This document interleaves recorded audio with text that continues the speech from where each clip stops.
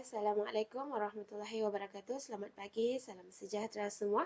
Okey, hari ini cikgu akan terangkan sedikit berkenaan dengan isu pembahagian sel terhadap kesihatan manusia. Okey, seperti mana yang kita sudah faham, pembahagian sel dalam badan kita, dia dikawal oleh kitab sel. Kan ada fasa G1, S, G2 dan M. M itu adalah mitosis dan meiosis. Okey, tetapi walau bagaimanapun kadang-kadang pembahagian sel yang tidak terkawal akan berlaku.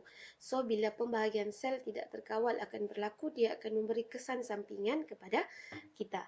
Okey, sekiranya pembahagian sel itu berlaku secara berlebihan, dia boleh menyebabkan pembentukan tumor ataupun ketumbuhan. Tumor ni dia ada dua jenis, benign, benigna ataupun malignant. Okey, benign ni dia tidak berbahaya. So dia boleh dibuang dengan cara pembedahan lah sebab dia tidak berbahaya. Okay, manakala tumor malignant ini menyebabkan kanser. Okay? Bila menyebabkan kanser, walaupun dia boleh dibuang secara pembedahan, tetapi dia ada macam mana ya? Bila kanser ni, walaupun dia sudah dibuang melalui pembedahan, dia boleh tumbuh lagi. Dia boleh tumbuh lagi dan dia boleh merebak ke bahagian-bahagian lain di dalam badan kita. Okey, apa yang akan menyebabkan kanser ni? Okey, kanser ni akan berlaku sekiranya kita terdedah kepada radiasi. Radiasi ni contohnya sinar X, X-ray tu yang kita ber-X-ray, yang kita nampak tulang apa semua tu, okey. Sinar X boleh menyebabkan kanser. Tapi bukanlah kalau kita ber-X-ray tu kita akan kena kanser, tidak. Cuma bila kita ber-X-ray, yang kita ambil gambar tulang kita semua tu, bila kita ber-X-ray akan ada sel-sel yang mati, kan? Sebab tu lepas X-ray biasanya kita akan digalakkan untuk ambil protein lah untuk menghasilkan sel-sel yang baru. Okey, dan keamatan sinaran tu dia berbeza-beza lah. Untuk X-ray yang kita ambil gambar tu, itu selamat lah untuk kita, walaupun dia membunuh sesetengah sel. Baby ataupun perempuan yang mengandung, dia tidak boleh ber-X-ray ya.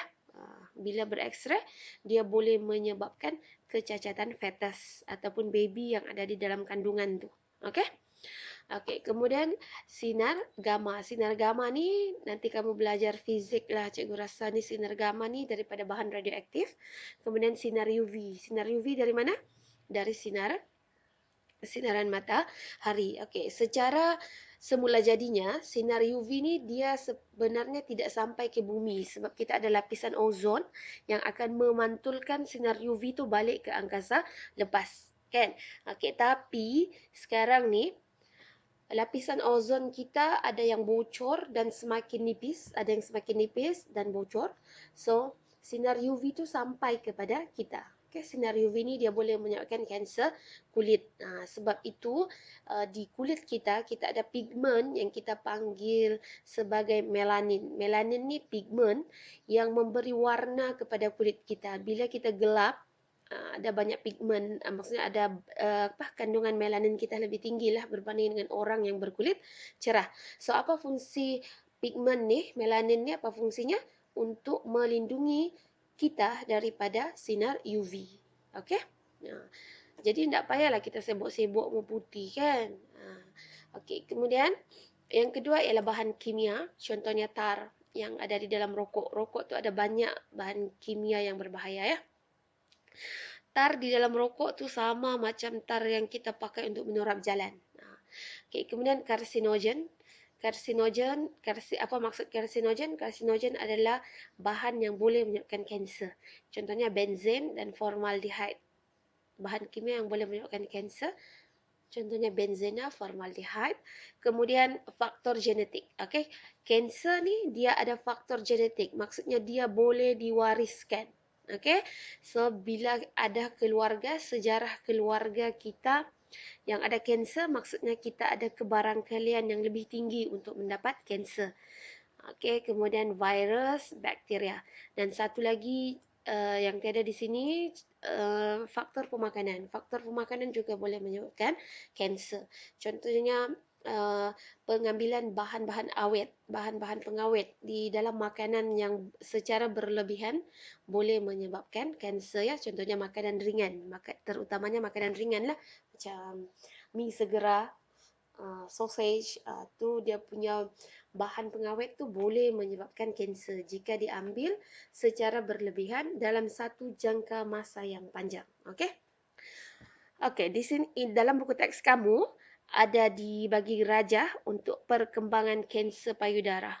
Okey, tumor ataupun ketumbuhan tu, kalau kita boleh rasa sebenarnya tu ya, bila kita ada rasa benjolan yang apa ya, ataupun satu benjolan yang keras, yang abnormal, uh, mungkin kanser, mungkin juga tidaklah. So bila ada keabnormalan pada badan kita tu, kita kena jumpa doktor lah. Okey, ini contohnya bila tumor, kemudian dia akan tumor ni dia mitosis yang berlebihan. So dia punya kadar mitosis tu tinggi, sehinggalah menghasilkan sel yang tidak diperlukan oleh badan. Okay, so lama-lama nanti dia akan banyak. Bila tumor ni dia banyak, dia akan bersaing dengan sel-sel yang normal untuk mendapatkan nutrien, menyebabkan sel-sel yang normal tu nanti akan mati, dan kekurangan nutrien dan matilah. Okey, bila tumor ni membesar ataupun sel kanser tadi tu membesar, dia boleh merebak melalui salur limfa dan salur darah. Kemudian dia akan pergi ke bahagian-bahagian lain dan dia akan menyebabkan pertumbuhan tumor yang baru pada bahagian-bahagian lain ataupun organ-organ badan kita yang lain. So kanser tu dia boleh merebak ke bahagian-bahagian lain lah. Okey, boleh ya?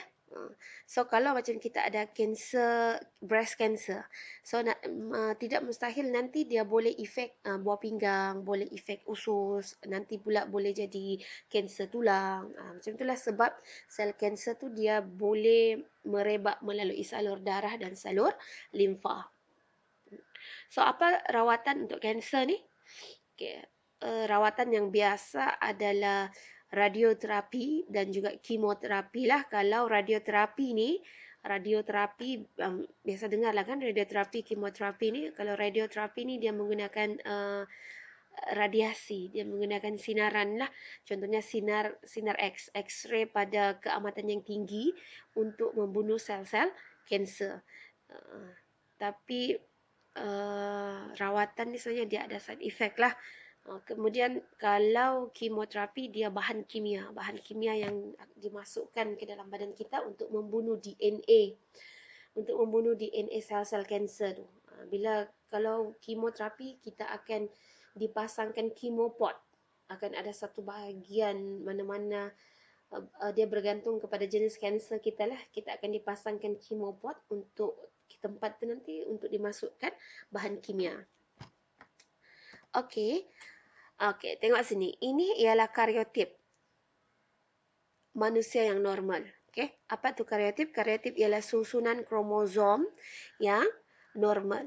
Okey.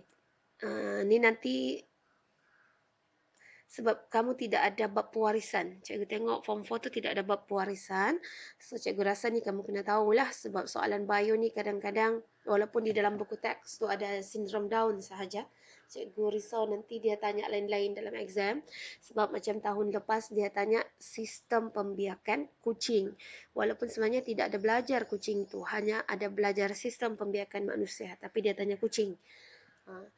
Okey, so ini ialah kariotip manusia yang normal. Okey, kita ada 46 kromosom. Kalau kita kira satu-satu ni kan, ini 1, 2, 3, 4, sampai sini 46 lah. Okey, dan itu diploid kan. Kalau haploid, separuh lah 23. Okey. Okey, itu kamu sudah faham kan?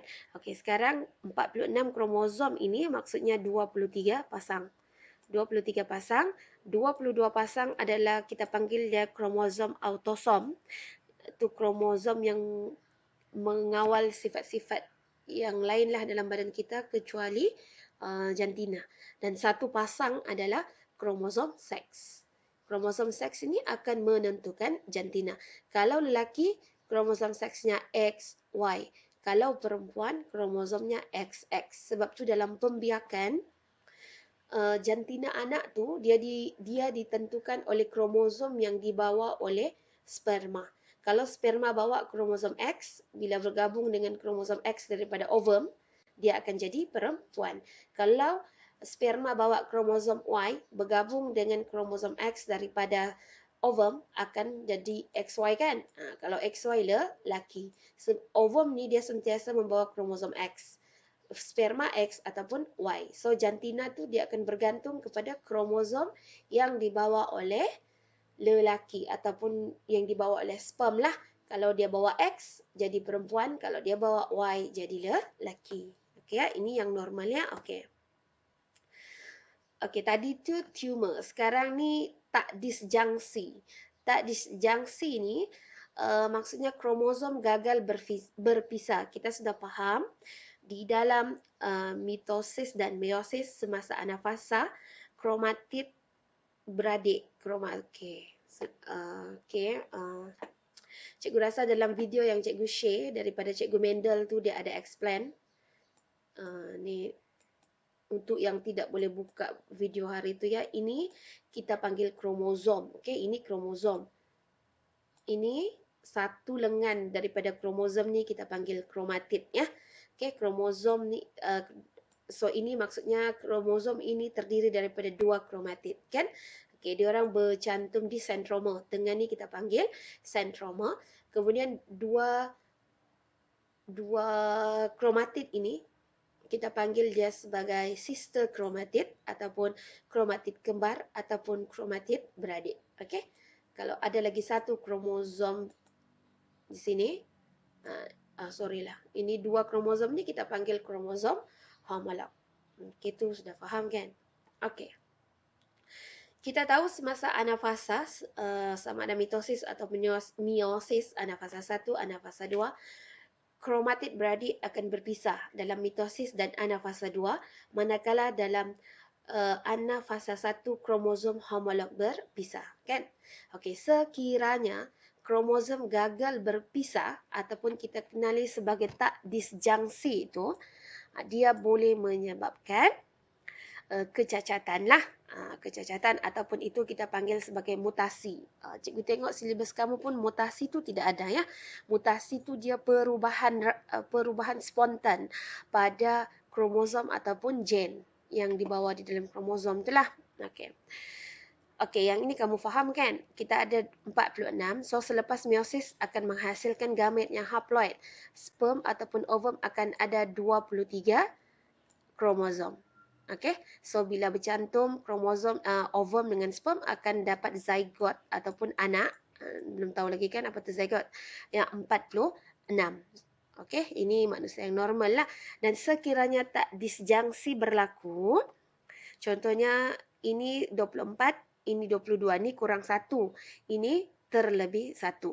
Kalau ini dengan ini 23 tambah 24 akan jadi 47. Okey, sekiranya kromosom yang tidak berpisah itu adalah kromosom autosom yang ke-21. Kromosom autosom yang ke-21. So yang ke-21 ni ada 3 kromosom di situ. Sebab yang 2 ni gagal berpisah kan. Itu kita panggil sebagai trisomi 21. Dan orang yang ada kromosom ini, dia mengidap sindrom Down. Okey? Dia mengidap sindrom Down. Boleh ya? Okey. Kemudian, sekiranya tak disjungsi itu berlaku pada kromosom seks. Okey. Katalah ini 22 kan? Bergabung dengan ini. Katalah ini XO. Okey. Katalah ini adalah sperm. Okey? Ini adalah sperm. Dia bawa 22 aja. Kromosom seksnya tiada. Tertinggal. Okey, bergabung dengan ini akan jadi 45. Okey, 45. Bila 45, ini kita panggil sebagai sindrom Turner. Dalam buku kamu tidak ada ni ya, sindrom Turner. Nanti kita tengok slide yang seterusnya sindrom Turner tu apa ya. Okey. So cikgu harap fahamlah ni kan. Okey. Okey, ini sindrom Down. Kromosom yang ke-21 tu terlebih 1. Okey, apa ciri-ciri orang yang sindrom Down ni? Orang yang sindrom Down ni tidak kira bangsa, asal negara mana, rupanya sama ya. Rupanya sama, dia pesek. Bukan, sepet. Ha, matanya sepet, hidungnya pesek-pesek sikit. Lepas tu lidah sentiasa terjelir. Lidah sentiasa terjelir, jarinya pendek. Kemudian dia punya mental terencat lah. Biasalah kan tengok Down syndrome ni biasa. Kita familiar dengan sindrom ni ya. Okey. Kemudian sindrom Klinefelter. Klinefelter tu pula macam mana? Klinefelter bila kromosom seksnya terlebih satu. Kromosom seksnya terlebih satu. Jadi dia punya kromosom 47. Dia Down syndrome tadi pun 47, tapi dia yang terlebih satu di sini. Kromosom ke-21 yang autosom. Kalau sindrom Klinefelter, dia pada kromosom seks. XXY. Ada 2 X dia dapat. So XXY. Ini lelaki ke perempuan? Okey, ini adalah lelaki. Lelaki ni bila ada Y je dia lelaki ya. Bila ada Y sahaja dia lelaki. Y ni kita panggil dia dominant. Okey. Bila ada Y saja dia lelaki, tapi dia lelaki yang tidak normal lah. Okey. Apa ciri-cirinya? Dia mempunyai breast. Breastnya berkembang. Sorry lah, gambar tu macam seksi pula kan.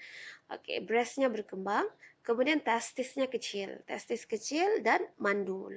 Jadi dia tidak sama lah macam lelaki-lelaki yang lain. Okey. Ini pula sindrom Turner. Sindrom Turner, macam cikgu cakap tadi, dia punya kromosom seks ada satu je. Biasa dia akan tulis macam ni, XO. XO ataupun O tu maksudnya zero lah. Tiada. So, kromosom seksnya ada satu sahaja. So, dia lelaki ke perempuan? Dia perempuan. Tetapi, tiada ovari ataupun uterus. Dia punya ciri-ciri seks sekunder gagal berkembang secara normal. Ciri-ciri seks sekunder fahamlah kan?